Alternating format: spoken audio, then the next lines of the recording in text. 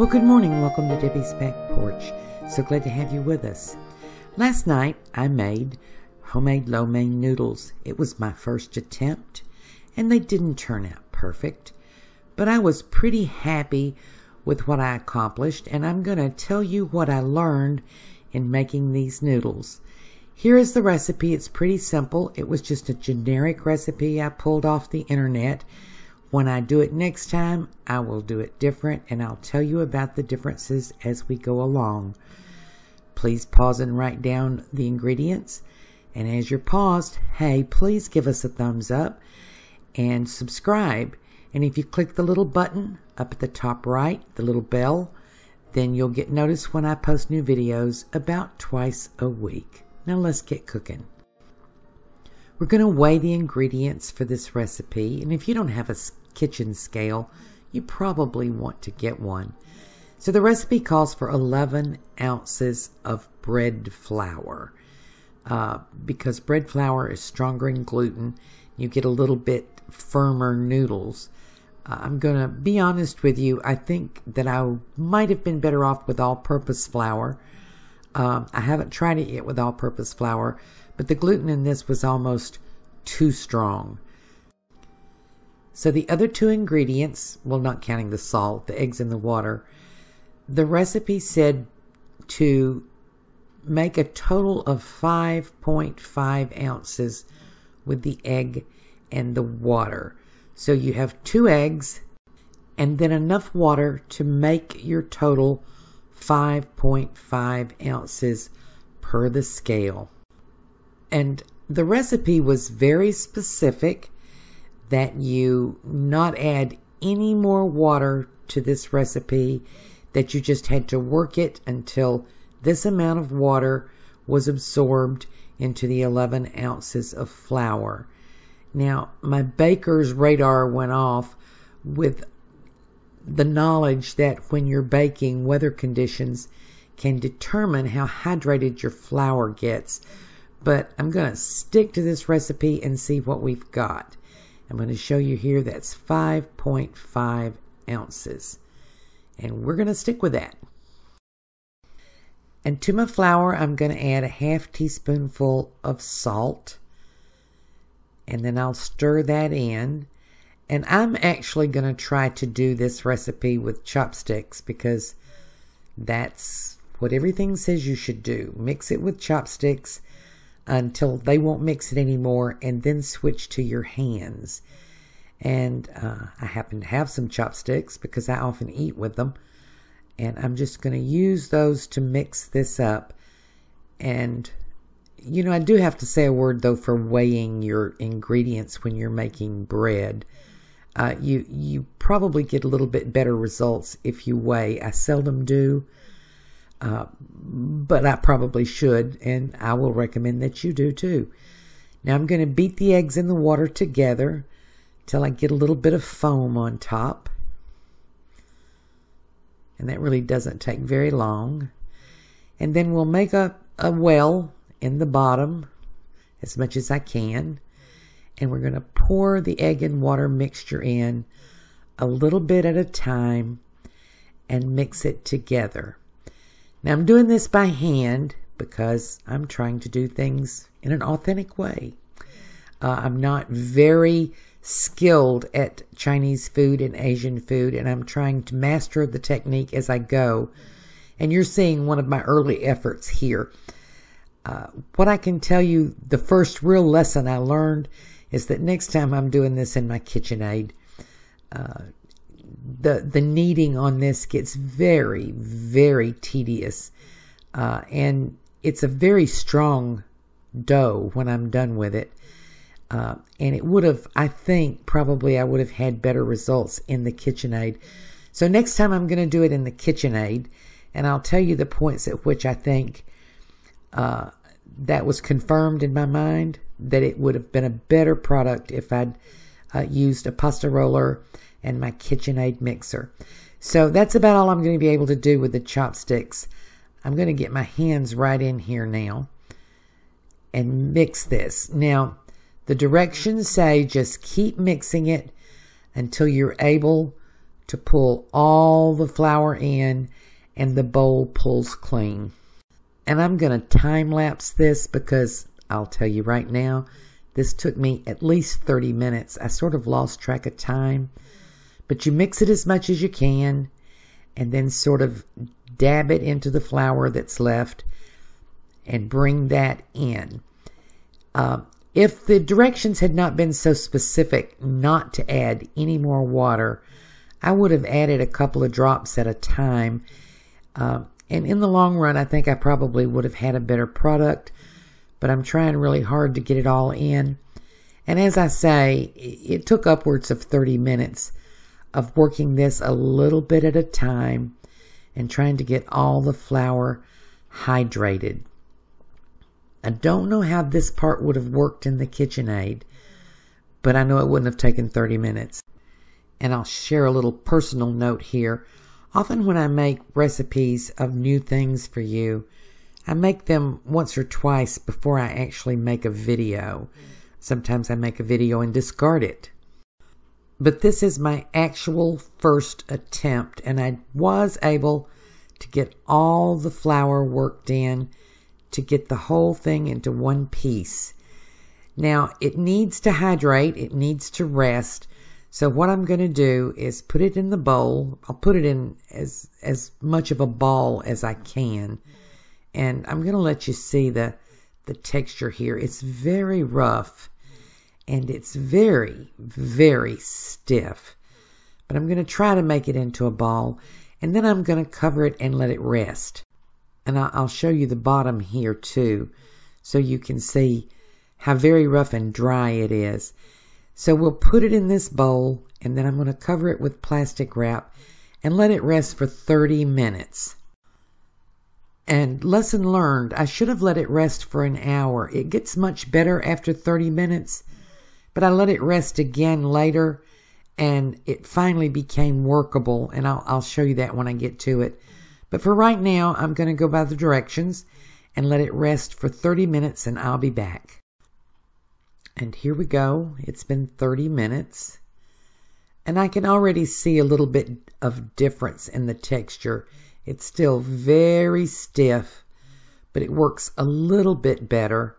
And I can tell that the flour is a little more hydrated. So I'm going to try to smooth it out a little bit more and work it into a ball. And it is a little bit easier to handle. But it's sticking, so I hate to, but I'm going to have to put a little bit more flour down here. And I am going to just use just a little, just a very thin coat, because I don't think it will absorb any more flour. And I'm going to try to knead it a little bit. You're really supposed to knead it about 8 to 10 minutes. And I can tell you right now that I don't have the energy in my hands to do that. So I'm going to use an alternative method here of beating it and stretching it. And I've seen this done by a lot of folks. And I think that it's going to work a whole lot better. I might have been able to knead it with the dough hook in the KitchenAid, but this is going to work just fine. If I get tired, I'll bring the 4-year-old over here. I know she'll be really happy to beat on it. So we're just going to beat it, beat it, beat it. I won't show you the whole thing, but I'll let you see me do this just a little bit.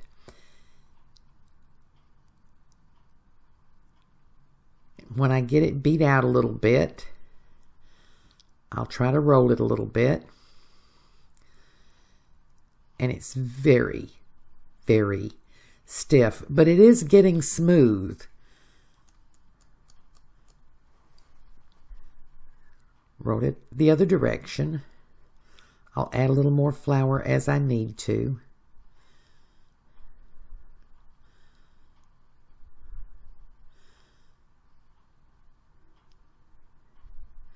And when I get it rolled out a little bit, I'm going to fold it and beat it some more.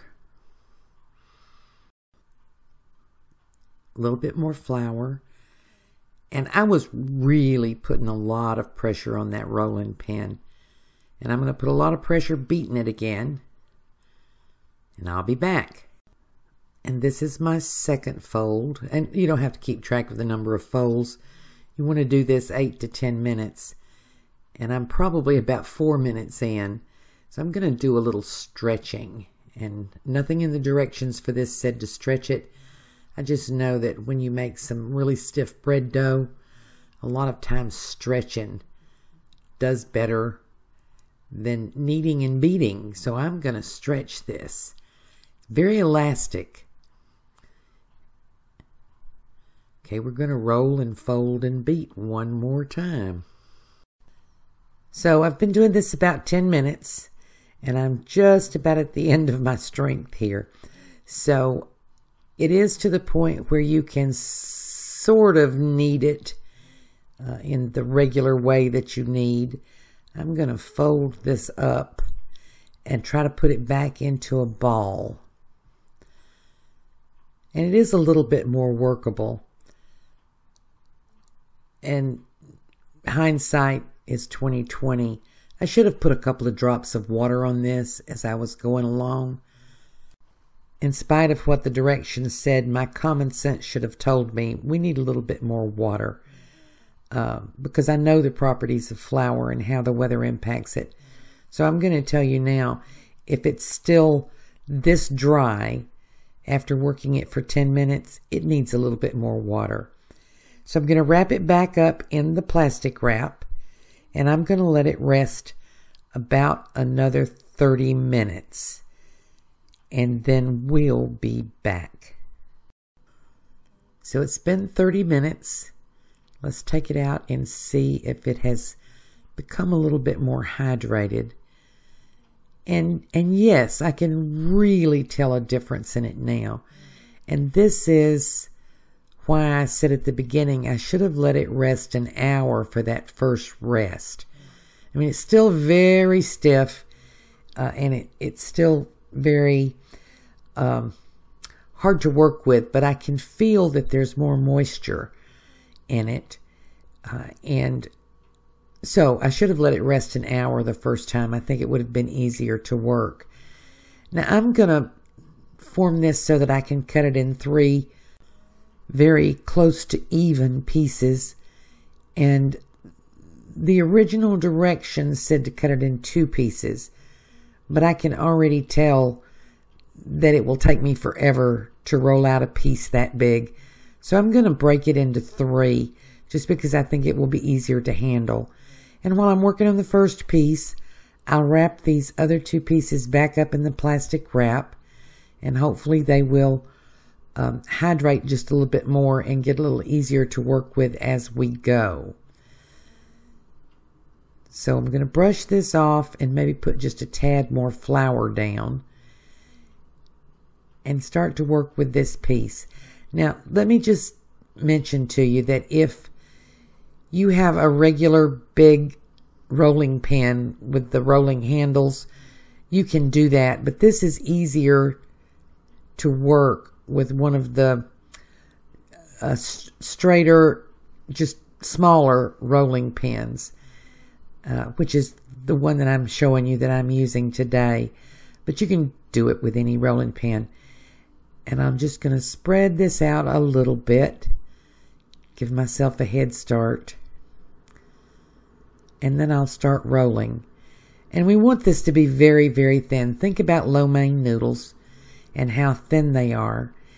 And you could see from my photo at the beginning that I don't get these that thin, which is why in the end I say there should have been just a little bit more water. And there should have been a KitchenAid involved in this process. But I do get them pretty thin. And I learned enough to know that I can get them very thin next time. So I'm just going to show you this little bit of a technique here. I'm doing a very slow roll. I start in the middle and I'm pulling the dough outward. And I do it very slowly. And this took me a good 8-9 minutes to roll out this one piece, because I did this several times We need this to be very, very thin. I can't tell you how, I didn't measure it, but 1/8 of an inch, no more than that. And I'll kind of show you what I get when I get to that point. But the rolling it really takes a lot of patience to roll these out by hand. And I believe next time I'm going to use my pasta roller, which I do have, and I wish I'd used. So I'm not going to show you this whole process. I'll come back to you when I get it about as thin as I want it to be. And this is really not as thin as I want it to be, but it's as thin as I think I can get it. And it is pretty thin. But now we're going to get ready to cut them. And I'm going to rub a little flour on both sides. And I'll show you here. See, that's pretty darn thin. But as it turns out, it's not quite thin enough. And a little flour on the other side. This is to keep it from sticking because we're getting ready to fold it. And you just make 3 or 4 little folds here, and this is so that you can handle it more easily to cut it.